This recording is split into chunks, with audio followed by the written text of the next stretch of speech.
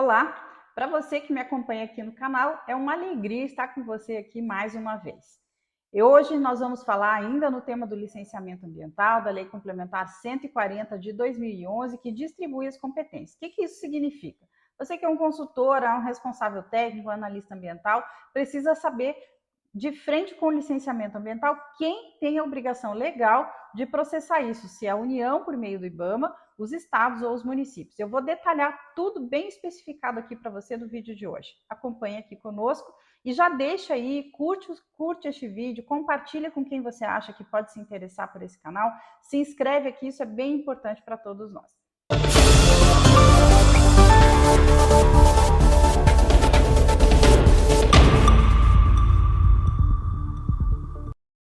Vamos lá, então, hoje nós vamos falar da Lei Complementar 140. Estamos fazendo um grande sobrevoo sobre toda a questão do licenciamento ambiental, sobre os aspectos legais. Iniciamos lá com a Lei 6938, falamos das resoluções do CONAMA mais importantes e hoje nós vamos falar de repartição de competência.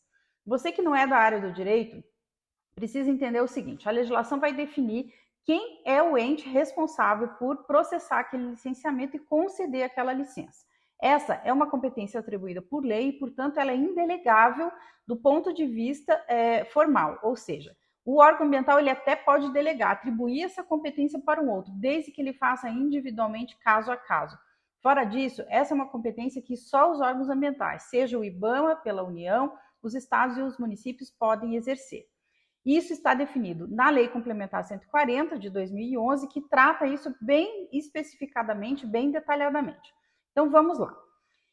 O artigo 7º da Lei Complementar 140, eu já vou convidar você aqui a abrir a lei, vai lá no Google, LC 140, no site do Planalto, a gente vai ter as versões mais atualizadas sempre da legislação, só para lembrar você aqui. E a lei vai tratar de alguns aspectos ali, mas nós vamos no centro dela, falar do que é importante de toda essa lei, o que ela atribui aí em termos de competência. Então, o artigo 7º vai falar das competências da União, vai falar, portanto, do órgão ambiental federal que concede o licenciamento, que é o IBAMA, e diz assim: cabe, então, à União, são ações administrativas da União, por meio do IBAMA, a lei não fala isso, mas a lei que cria o IBAMA, que atribui a ele essa competência, diz assim: promover o licenciamento ambiental de empreendimentos e atividades.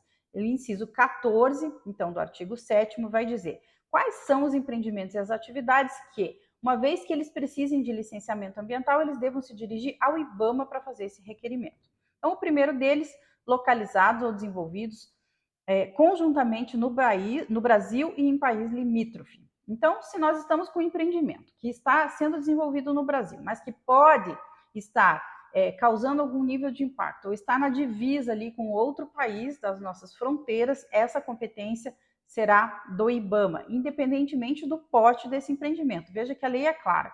Se esse empreendimento está ali na divisa com outro país, independente do porte ou do potencial poluidor, a competência será do IBAMA. Também, a linha B desse inciso 14, localizados ou desenvolvidos no mar territorial, na plataforma continental ou na zona econômica exclusiva. Esses conceitos aqui, do que é mar, o que é plataforma continental, isso tudo tem uma legislação específica que trata, né, de definir até onde vai a zona costeira brasileira, o que é mar territorial, o que é zona econômica exclusiva. Basicamente, o que nós vamos entender aqui? Até a zona econômica exclusiva é onde o Brasil tem jurisdição sobre o mar territorial.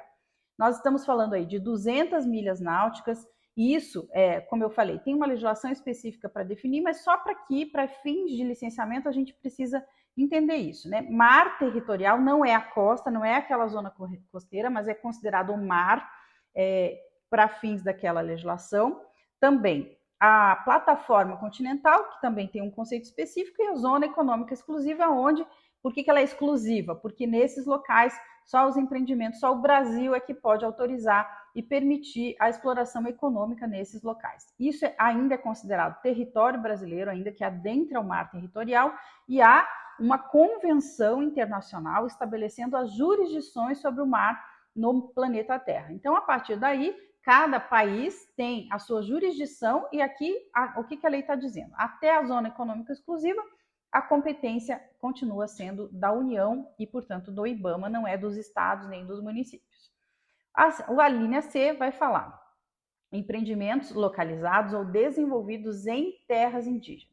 Então, quando o empreendimento ele está localizado, ou seja, ele vai acontecer dentro de uma terra indígena ou vai passar por uma terra indígena, como é o caso de uma estrada, de uma ferrovia, de uma linha de transmissão. Então, neste caso, a competência, uma vez que esse empreendimento ocorra em terra indígena ou uma parte dele ocorra em terra indígena, vai atrair a competência para a União. A linha D, localizados ou desenvolvidos em unidades de conservação instituídas pela União. Então, o que nós estamos falando aqui? Dos parques nacionais, das florestas nacionais, das reservas extrativistas. São as 9 categorias do SNUC, definidas lá na Lei 9985. Todas essas unidades de conservação, uma vez que elas tenham sido criadas pela União, por decreto ou por lei federal, vai atrair a competência para o seu licenciamento para o IBAMA. O que quer dizer? Vamos imaginar que uma linha de transmissão vai passar no Parque Nacional. Nesse caso, a competência para licenciar essa linha de transmissão, essa rodovia, ou esse empreendimento, eventualmente, nós estamos falando aí de um aeroporto, ou qualquer tipo de empreendimento, que seja possível, né, ser instalado dentro de uma unidade de conservação, conforme o regime legal e conforme o seu plano de manejo, atrai a competência para o IBAMA aqui nos termos da Lei Complementar 140.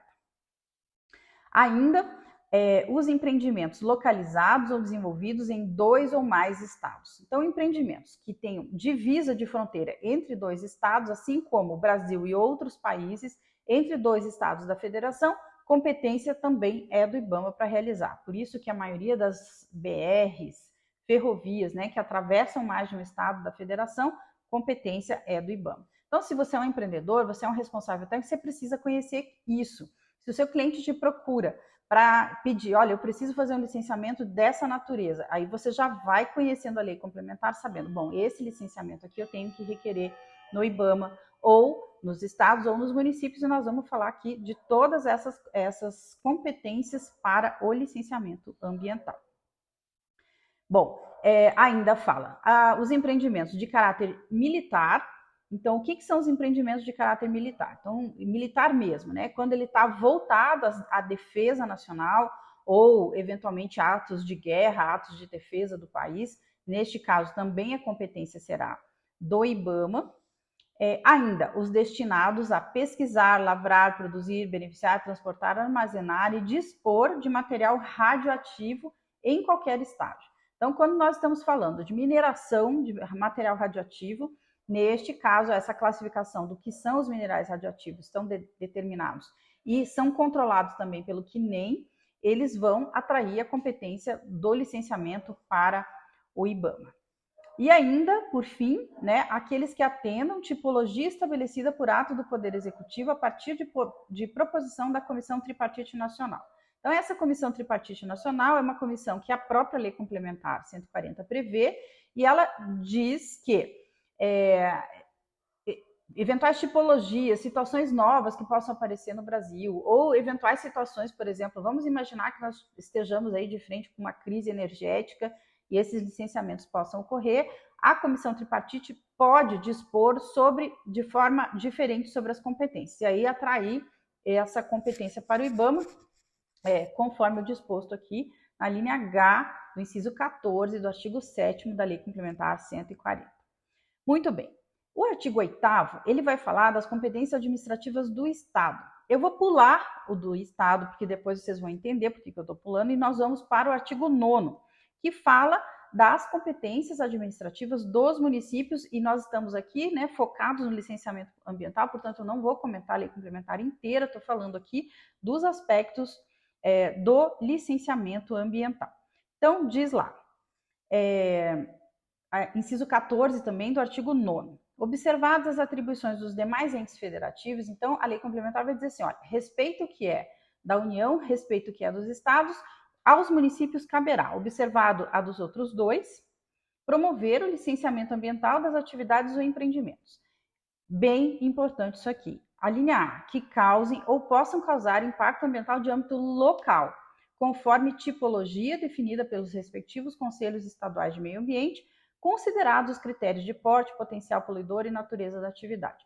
O que a lei complementar aqui está dizendo? Olha, municípios, vocês podem licenciar o que é impacto local. E para saber o que é impacto local, os conselhos estaduais de meio ambiente deverão se reunir e definir tipologias de empreendimentos considerando o porte e potencial poluidor que sejam considerados de impacto local. Então, vamos supor que nós estejamos falando aí de uma agroindústria. Bom, essa agroindústria, se ela é passível de licenciamento, o órgão do Conselho Estadual de Meio Ambiente vai definir até um determinado porte, esse tipo de indústria, dessa agroindústria, é considerado impacto local e pode ser licenciado pelos municípios. Então, portanto, aqui nós estamos falando o que é esse impacto local, é o Conselho Estadual que define, e ele define a partir de uma lista, né, de tipologias de atividades.